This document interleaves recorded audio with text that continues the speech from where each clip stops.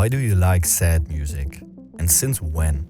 A lot of people are dealing with something called the sadness paradox. Some know about it and some probably don't. And this is the reason why they would find comfort in depression.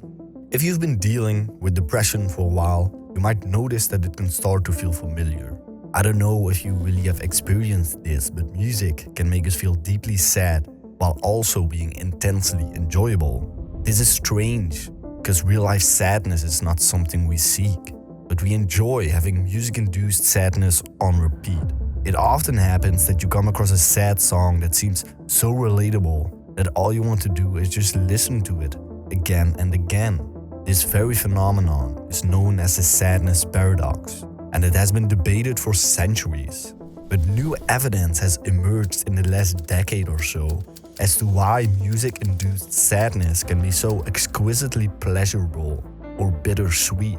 There's no single distinct area of the brain responsible for music processing, as there is for speech and language. In fact, if you looked at the brain's response to music using an imaging technique like an fMRI, you would see areas and neural networks all over the brain light up. And this could be why music enriches our life so much.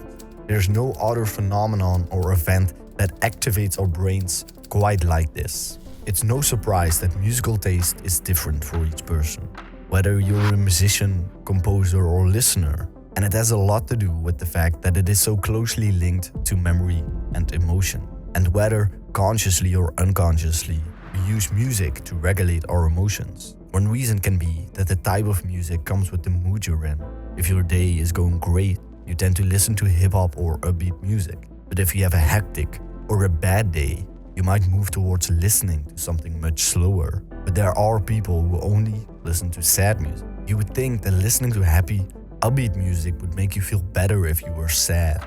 However, I can attest that this is not always the case. Music selection is less about desired mood and more about songs that reflect or mirror the current emotional state. The reason you choose sad music sometimes is that it triggers some memory. You feel some connection to what the song is about. Sadness is evolved by encouraging behavior to help us compensate and recover after an irreversible loss. It manifests as depressive realism, characterized by low-level arousal, withdrawal, and reflection. For expressing sadness and grief, most cultures have specific musical traditions. Music plays an important role in death rituals, but they are not the only times when sad music is played. Cathartic music coexists in Western culture with purely aesthetic expressions of sadness that have no direct connection to personal loss or the need for consolation. From Aristotle to Oscar Wilde, the West has upheld a long tradition of associating melancholy and misery with noble qualities.